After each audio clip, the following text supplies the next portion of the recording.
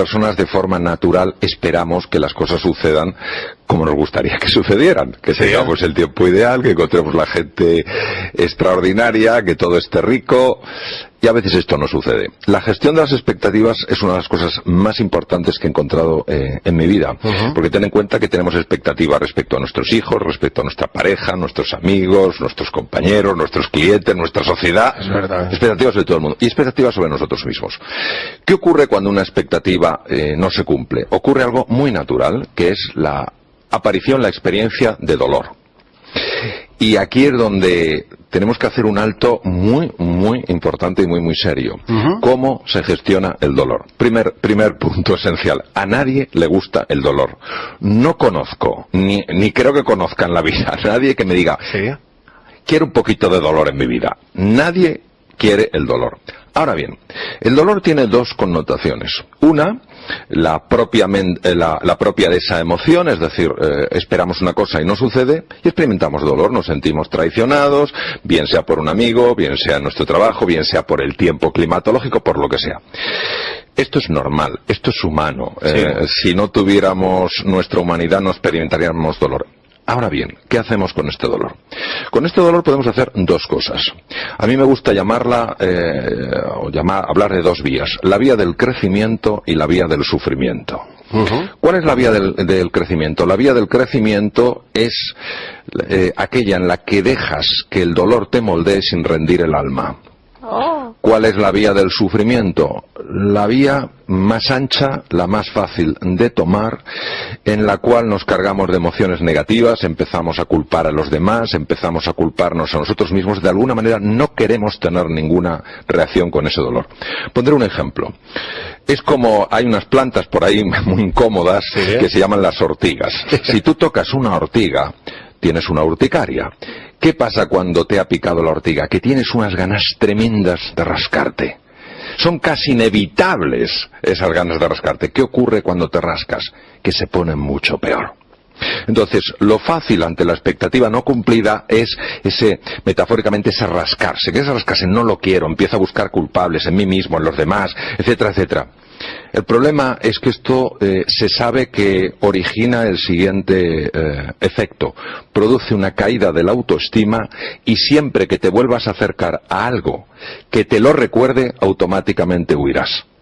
El sufrimiento continuado desgasta. Claro, desgasta porque queda imprimido, queda impreso, queda grabado como una pérdida de confianza en uno mismo, como una pérdida de confianza en la vida. Mientras que si uno opta por la vía del crecimiento, sencillamente acepta que eso ha pasado así. Aparta como pueda ese dolor, aparta como pueda esa tendencia a morder el anzuelo, a rascarse después de esta sensación incómoda, y empieza a explorar qué hay de aprendizaje ahí, qué posibilidades nuevas de descubrimiento. Esta es una vía estrecha. Yo cuando he tenido la lucidez de seguirla, he conseguido ver cosas que han superado con mucho lo que había perdido porque las expectativas no se habían cumplido. Oye, y esto, me vas a permitir la comodidad, pero esto no se puede hacer con el prójimo. Es decir, no puedes aprender del error y del dolor de otro y pensar que también tú puedes aprender algo del sufrimiento ajeno. Eso es una gran reflexión, Javi. Lo que pasa es que a veces los seres humanos vivimos tan atolondrados, tan aturdidos, que hasta que no nos pasa a nosotros nos cuesta aprender. Sí. Hombre, es inteligente aprender de lo que sucede a nuestro alrededor para sacar lecciones valiosas que apliquemos a nuestra vida. Pero al final tú tienes que lidiar con tu propia situación. Lo que quieres decirnos, Mario, en el fondo es que no debemos escatimar el fracaso, que no debemos escatimar también el fallo y que ahí podemos sacar mucho bueno también en nuestra vida. Yo no hablaría del fracaso, yo diría que o se gana o se aprende. No o se gana o se fracasa, sino se gana o se aprende. Algunos de los más grandes descubrimientos que se han hecho en la historia, algunos de los inventos más lucrativos que hoy en día podemos disfrutar, fueron la consecuencia de dos cosas. Primero, de un error, y segundo, de una persona inasequible al desaliento. que fue capaz de acercarse a esa experiencia dolorosa, apartando todo sentimiento de culpabilidad, todo sentimiento de desesperanza, todo sentimiento de frustración, mirar al error a la cara y preguntarle qué tienes que enseñarme. Han salido cosas espectaculares de ahí. ¿Y todos estamos preparados para convertir ese dolor en crecimiento? Todo depende, María, de la actitud, es decir, de cómo nos posicionemos frente a ello. Es decir, esto es un acto de fe. ¿La fe qué es? ¿La fe es un acto del entendimiento? No, no haría falta fe si yo lo viera. Es un acto de la voluntad. Yo elijo creer. ¿Cuál es el regalo de la fe? Que al final se te permite ver lo que primero has creído. Joder, es que dices tanta cosa, Mario, que hay que apuntártelo y luego meditarlo. Es que haces muy buena está pregunta, muy bien, está muy bien. Normal que sea. Está muy bien. Estaba pensando yo precisamente en la oportunidad que tenemos muchas veces de crecer ante esas expectativas que no son cumplidas, pero todo tiene un proceso, Mario. Es decir, en un principio es normal que nos rebelemos ante eso, que pasemos una época de mosqueo y de rebeldía general. Absolutamente. Yo suelo decir que si habláramos a los demás como nos hablamos a nosotros mismos no tendríamos ni un amigo. Es decir, cuando cometemos un error y caemos al suelo, muchas veces la primera persona que nos ataca, la primera persona que nos agrede, la primera persona que nos critica, somos nosotros mismos. No necesitamos, cuando estamos en el suelo, ningún dedo que nos apunte. Necesitamos una mano que nos ayude a levantarnos. Hay que entender esto exactamente como tú lo has dicho, Javi, como un proceso. Esto no es un evento que sucede. Es un proceso donde cada día vas mejorando un 0,1% en algo y al cabo de 3 años has mejorado un 100%. Esa filosofía me gusta, la repite Mario Alonso Puch en varias ocasiones, que esos pequeños pasitos que al final acaban dándote la vuelta como un calcetín. Sí.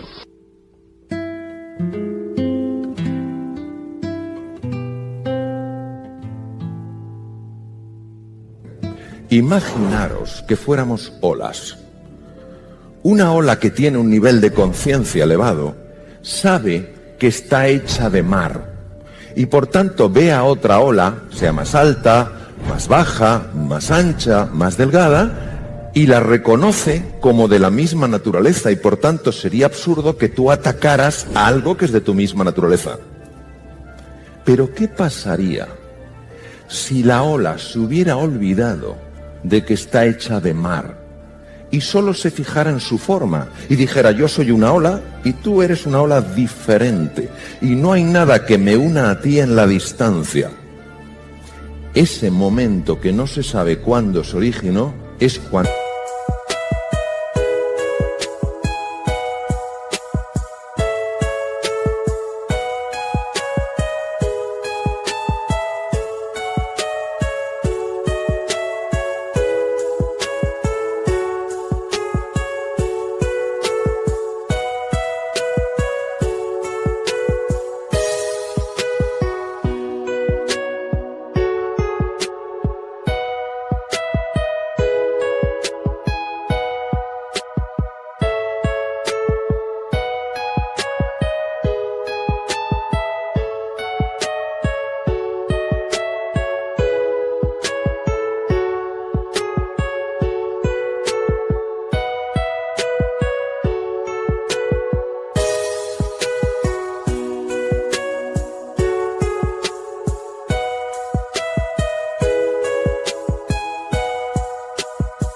surge en el ser humano la creencia que creemos que hay, que es, o entendemos que es la más profunda, que anida en el ser humano, y que es el ego.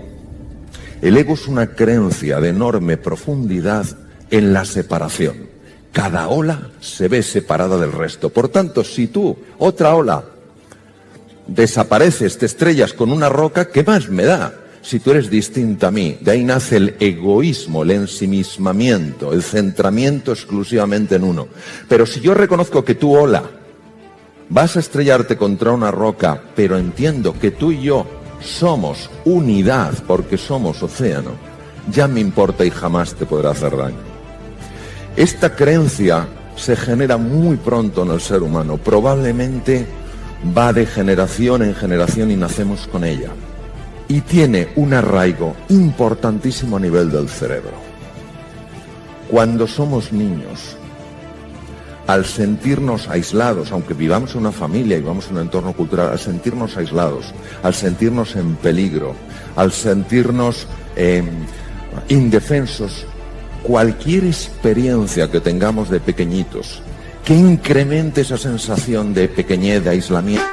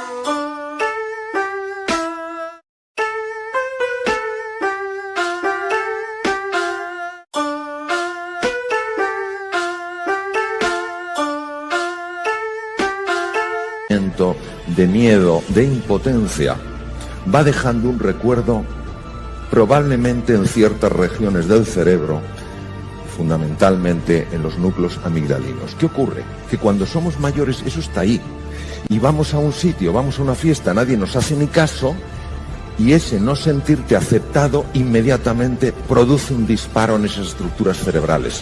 Vamos a un sitio, encontramos la incertidumbre, no sabemos cómo controlar, ¡cha!, se vuelve a disparar la pistola. ¿Qué ocurre en el cerebro cuando se dispara este trigger, cuando se dispara esta pistola, este gatillo? Hay cambios muy profundos. Y el primero, como os he comentado, es que ciertas áreas del cerebro, la amígdala, ciertas áreas del hipotálamo, el hipotálamo lateral, se ponen en marcha y dan lugar a una reacción de alarma. Fijaos, no digo de alerta, no digo de alarma.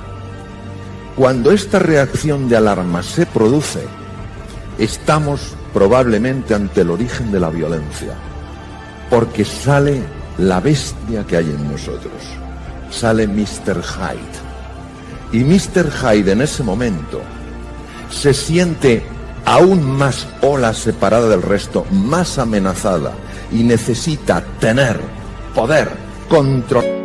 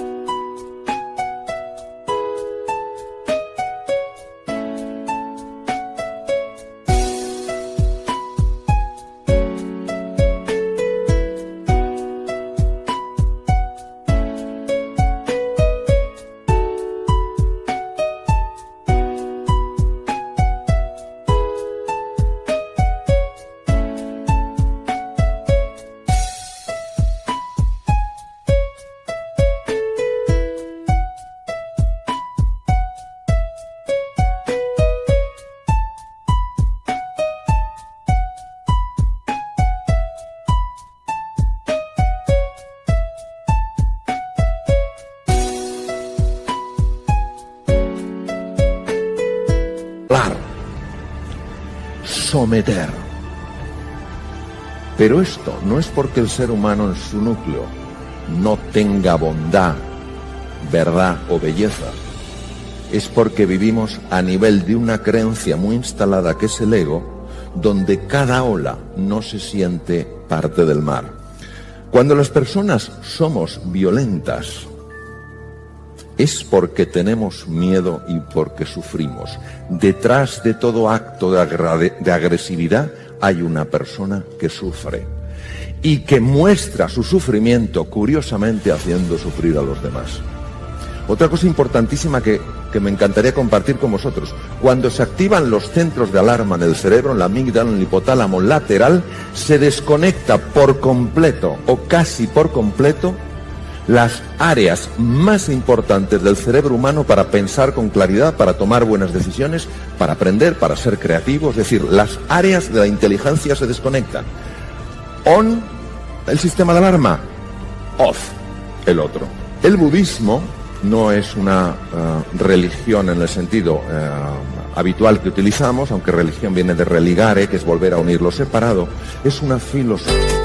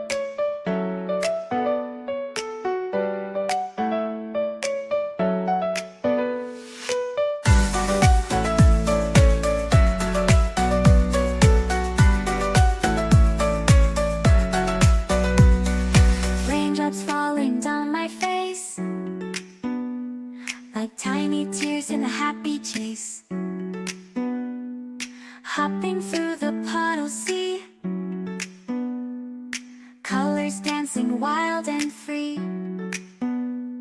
Skies are gray, but I don't mind. Cool raindrops on my skin I find. Kicking off my Saturday. Watch the clouds just drift away. Rainbow in the rain, what a sight. Colors shining oh so bright. Dancing in the streets, so bright.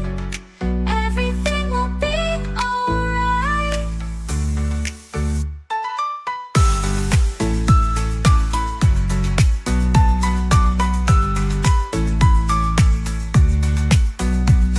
Umbrella spinning, twirling round. A colorful halo on the ground.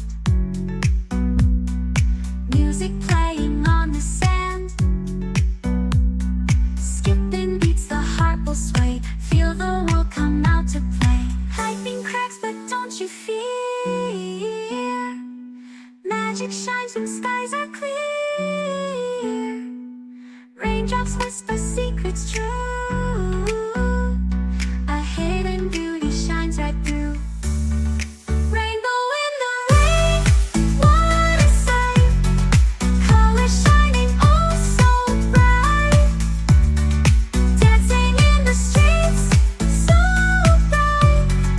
Everything will be alright. Raindrops falling soft, peeks through. Rainbow magic, me and you. Smiling faces, hearts, alright.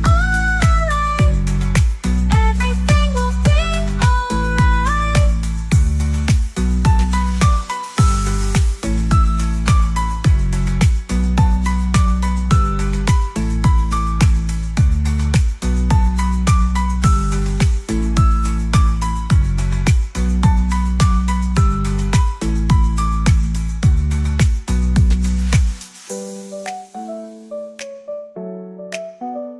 alright. Raindrops falling, sun peeks through. Rainbow magic, me and you. Smiling faces, hearts alight. Everything will be alright.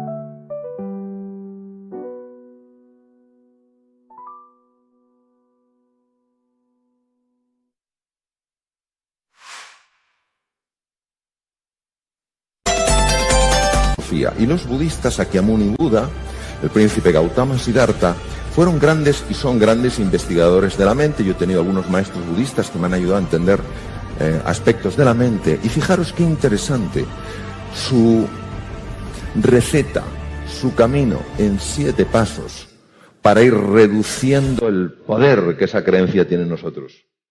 No te sientas ofendido. Libérate de la necesidad de ganar. Libérate de la necesidad de tener razón. Libérate de la necesidad de sentirte superior. Libérate de la necesidad de tener más y más. Libérate de la necesidad de identificarte con tus logros. Yo soy mis logros, yo soy mi estatus, yo soy mis títulos académicos, yo soy... No, tú eres mucho más que eso. Sé amable, pues, Platón, sé amable, pues cada persona con la que te cruzas está librando su ardua batalla. Si cada persona fuera un libro, nos daríamos cuenta de que la historia de su interior es mucho más valiosa que la portada.